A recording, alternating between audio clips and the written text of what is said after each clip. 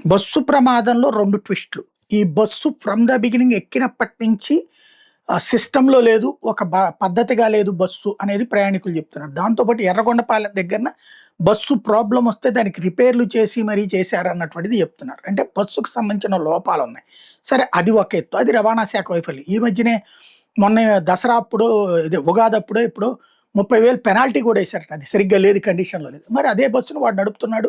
ఇక్కడ ప్రజల ప్రాణాలు పోయినాయి. ఇది ఒక యాస్పెక్ట్. రెండోది వచ్చేటప్పటికి అంటే ఇది ప్రభుత్వ రవాణా శాఖ వైఫల్యం అవుతుంది. రెండోది 108 వైఫల్యం. ఏంటయ్యా అంటే తాజాగా అక్కడికి టీడీపీ ఎమ్మెల్యే కందుల నారాయణ మార్కాపురం వెళ్ళినటువంటి సందర్భంలో 100కి ఎన్నిసార్లు ఫోన్ చేసినా కలవలేదు అన్నది చెప్పుకొచ్చారు ఆ బాధితులు, క్షతగాత్రుల కుటుంబాలు.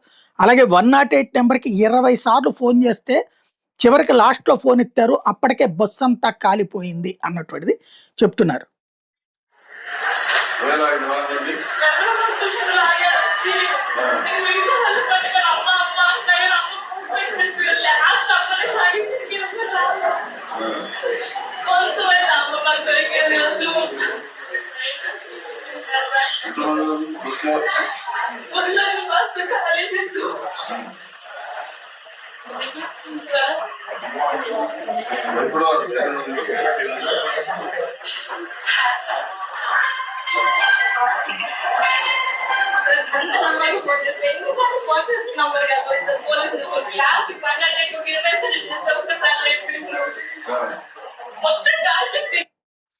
ఇది 100కి చేస్తారా లేదు 108కి చేస్తే 20 సార్లు తర్వాత ఫోన్ ఇస్తారు.